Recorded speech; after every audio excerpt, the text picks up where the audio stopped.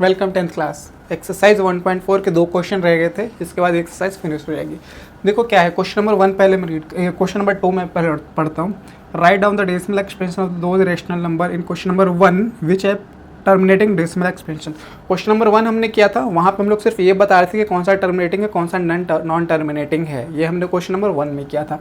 यहाँ पे हमें क्या करना है, जो वहाँ पे टर्मिनेटिंग वाले थे, क्वेश्चन नंबर 1 में जो टर्मिनेटिंग वाले जो फ्रैक्शन लिखे हुए थे उनका डेसिमल एक्सपेंशन लिख के दिखा देना है, बस यही करना है। तो ये बहुत आसान है। तो ये इतने सारे थे उसमें, क्वेश्चन नंबर 1 में जो टर्मिनेट कर रहे थे, तो इनका डेसिमल एक्सपेंशन लिख के दिखाओ। बस सिंपली डिवाइड करना, अगर आपको डिवाइड करना आता है इसमें कोई भी परेशानी नहीं होगी, ठीक है।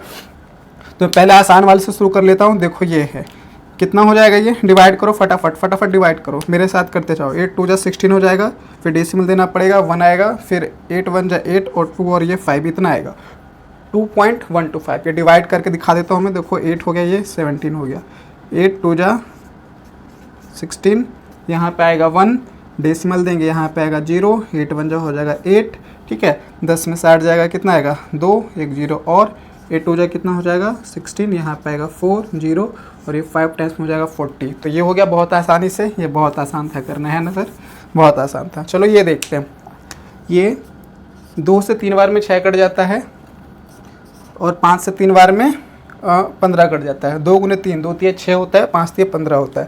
तो ये सिंपली ये हो चुका है। 5 में आपको 2 का डिवाइड कर देना है, 5 से 2 को डिवाइड कर देना है। तो डेसिमल देंगे, यहाँ पे 0 लगा लेंगे, 5 4 जा हो जाएगा 20। तो दैट मीन्स ये जो वैल्यू आएगी आपकी आएगी 0.4। तो ये भी बहुत आसान है, ठीक है। चलो ये करते हैं, ये वाला पहले मैं काट लेता हूँ। 7 5 तो 35, 10 5 जा 50।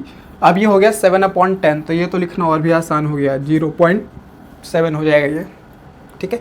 अब ये देखो, ये डिवाइड थोड़ा लंबा पड़ेगा करने में, मैं ये करके दिखाता हूँ आपको। ये होगा 23 में, ये सारा मल्टीप्लाई करोगे तो ये हो जाता है 200। अब 200 से इसको डिवाइड करके देखना है, तो कर लो डिवाइड। देखो मैं यहाँ डिवाइड करके दिखा देता हूँ आपको। ये हो जाएगा 23, ठीक है। अब मैं यहाँ पे डेसिमल दूंगा तो 1 0 ले सकता हूँ, ठीक है। अब एक बार में ये हो जाएगा 200, यहाँ पे आएगा 3 0 1 0 और लेंगे। अभी भी एक बार में ही करना पड़ेगा, क्योंकि 2 बार में तो फिर 400 हो जाता है ना। तो एक बार में करेंगे तो ये होगा 200, यहाँ पे आएगा 1 0 0 और डेसिमल लगा हुआ था तो 1 0 और ले सकते हैं। अब ये 5 टाइम में हो जाएगा कितना 1000। तो मतलब ये वाली वैल्यू आ रही है, ठीक। तो इसकी वैल्यू कितनी हो जाएगी, इसकी वैल्यू हो जाएगी 0.115। इस तरीके से ये भी हो गया, ठीक है। अब कौन सा, अब ये वाला करता हूँ, ठीक है। तो कहाँ करूँ, ये मैं ये मिटा दे रहा हूँ। ये तो आपने देख लिया होगा ना, ये मैं मिटा दे रहा हूँ, ठीक है। ये मैंने मिटा दिया और ये भी चलो अब मैं यहाँ पे करके दिखाता हूँ आपको। ये है 1600, 1600 और ये है 15। चलो करो भाई। तो सबसे पहले तो डेसिमल लगाना होगा, फिर 1 0 लेना होगा। अभी बहुत छोटा है तो 1 0 और लगाओ, तो 1 0 और लो। अभी बहुत छोटा है, 1 0 और लगाओ तो 1 0 और लो। इतना हो गया ये, ठीक। अब कितने टाइम्स में होगा ये हो जाएगा 0.00। अब मुझे लग रहा है मेरे अनुमान से कि 9 टाइम्स में होना चाहिए, 14400। इतना ही आएगा ना, अरे इतना ही आएगा। यहाँ पे आएगा 0, यहाँ पे आएगा 0, 10 में से 4 जाएंगे आएगा 6, यहाँ कुछ नहीं, यहाँ कुछ नहीं। 600 इससे बहुत छोटा है, तो डेसिमल लगा हुआ था, दैट मीन्स 1 0 लेने के लिए हम फ्री हैं। अब बताओ जी कितने बार में होगा, अब बताओ कितने बार में होगा। 16 6 96, 16 48, 3 बार में कर लेते हैं। कितना हो जाएगा ये 4800। 4 बार में तो 64 होगा ना, 6400, 6400, 6000 से ज़्यादा हो जाता है। यहाँ पे आएगा 0 0 और यहाँ पे 10 में 60 गया 2 और यहाँ पे 5 में से 4 गया 1। अभी भी हमें 1 0 लेना पड़ेगा क्योंकि ये छोटा पड़ रहा है, ठीक है। अब बताओ कितने बार में होगा, कितने बार में होगा। अब होना चाहिए मेरे ख्याल से ये 7 बार में हो जाएगा। तो कितना हो जाता है, 7 6 42 का 2 4, इतना 16 गुने 7 112 और 2 0 और था तो ये 2 0 और हो गया। यहाँ पे आएगा 0, यहाँ पे आएगा 0, 10 में से 2 जाएगा 8 होगा, ये कट गया, ये कट गया, ठीक है। अब 1 0 और लेंगे तो 5 टाइम्स में पूरा कैंसिल हो जाएगा। तो ये वाली जो वैल्यू थी ये आपको मिलेगी 0.009375। तो ये भी हो गया इस तरीके से, ठीक है। अब कौन सा रह गया, ये रह गया। तो ये भी मैं करके बताता हूँ आपको। नीचे कितना है नीचे है,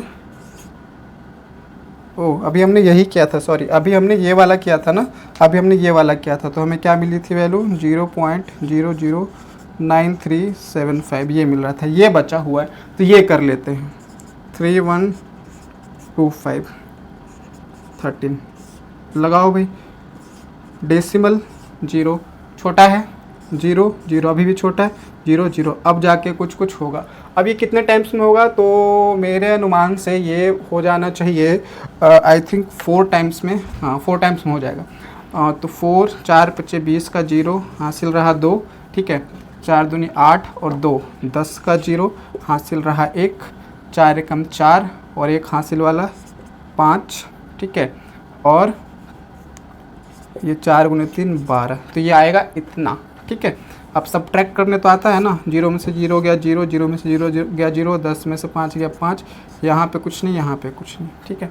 डेसिमल लगा हुआ था तो 1 0 तो हम ले ही सकते हैं। अब बताओ कितने बार में होना चाहिए, अब कितने बार में होना चाहिए, 2 बार में करेंगे तो ये ज़्यादा हो जाएगा, तो हम एक ही बार में कर लेते हैं 3 1 2 5, 10 में से 5 गया 5, और यहाँ पे कितना रहेगा 9 रहेगा ना, 9 9 में से 2 गया 7, यहाँ पे भी 9 रहेगा, 9 में से 1 गया 8, और 4 में से 3 गया 1, ठीक है।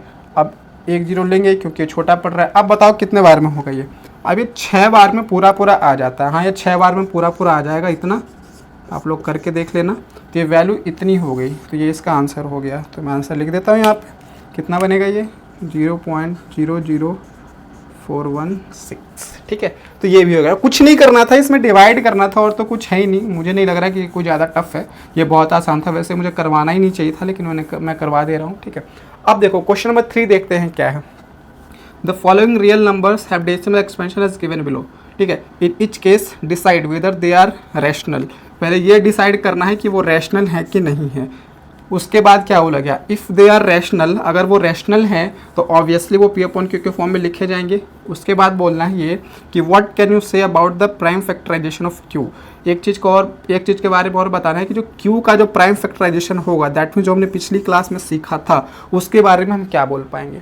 तो सबसे पहले तो आप ये देखो, पहला डेसिमल एक्सपेंशन, ये टर्मिनेटिंग है, हाँ ये टर्मिनेटिंग है, और टर्मिनेटिंग वाले जितने भी डेसिमल एक्सपेंशन होते हैं सारे के सारे रैशनल होते हैं, ये हमने 9th क्लास में सीखा हुआ था। तो ये पहली बात हुई कि टर्मिनेटिंग है, तो टर्मिनेटिंग होने की वजह से ये क्या हो जाएगा, रैशनल तो हो ही जाएगा, ठीक है, रैशनल तो हो ही जाएगा, टर्मिनेटिंग हुआ तो रैशनल हो गया, ठीक है। अच्छा दूसरी बात ये कि अगर टर्मिनेटिंग है, रैशनल है ना, रैशनल है, दैट मीन्स व्हाट कि पी अपॉन क्यू के फॉर्म में तो हम लिख ही देंगे, इससे कोई प्रॉब्लम नहीं है। अच्छा अब पीछे वाली क्लास याद करो, अगर कोई भी डेसिमल एक्सपेंशन टर्मिनेटिंग होता था तो क्या उसका क्यू इस फॉर्म का होता था, Q is the form of 2 की पावर m एंड 5 की पावर n, यही तो सीखा था ना। अगर डेसिमल एक्सपेंशन टर्मिनेटिंग हो जाएगा तो उसका q दैट मीन्स डिनोमिनेटर का जो फैक्टराइजेशन होता है, प्राइम फैक्टराइजेशन, वो इस फॉर्म का होता है। तो यही बात इसमें बतानी थी। अब ये वाला डेसिमल एक्सपेंशन देखो, क्या ये टर्मिनेटिंग है, तो पहली बात इसके बारे में हमें ये पता चल रही है कि नॉन टर्मिनेटिंग है, ठीक है। नॉन टर्मिनेटिंग में हमें 2 चीज़ देखनी होती है, नॉन टर्मिनेटिंग होने के बाद क्या कुछ रिपीट हो रहा है, तो इसमें कोई भी पैटर्न रिपीट नहीं हो रहा है, दैट मीन्स नॉन टर्मिनेटिंग तो है ही, साथ साथ ये नॉन रिपीटिंग भी है। तो ऐसे वाले इरैशनल होते हैं, तो ये इरैशनल है। ये कौन सी कैटेगरी का हो गया, इरैशनल कैटेगरी का हो गया। अगर इरैशनल कैटेगरी का हो गया तो इसका पी अपॉन क्यू का फॉर्म तो होगा ही नहीं, तो इसका आगे हम कुछ लिखेंगे ही नहीं, ठीक है। अच्छा अब ये वाला देखो, इसमें इस नंबर पे बार लगा, तो बार लगने से हमें ये पता चला कि डेसिमल एक्सपेंशन जो है वो नॉन टर्मिनेटिंग है, ठीक है। अच्छा नॉन टर्मिनेटिंग तो है, लेकिन ये ग्रुप इसमें रिपीट होगा, दैट मीन्स रिपीटिंग है।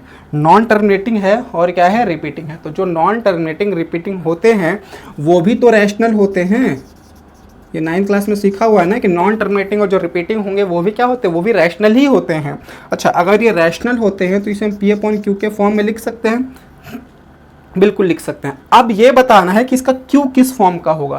तो अब याद करो, देखो नॉन टर्मिनेटिंग रैशनल है, इट्स ओके, बट रैशनल होने के साथ साथ ये नॉन टर्मिनेटिंग भी तो है। और अगर कोई भी फ्रैक्शन का डेसिमल एक्सपेंशन नॉन टर्मिनेटिंग होता है तो वहाँ से हमें ये मैसेज मिलता है कि जो उसका जो क्यू बनता है, Q is not of the form 2 की पावर m 5 की पावर n।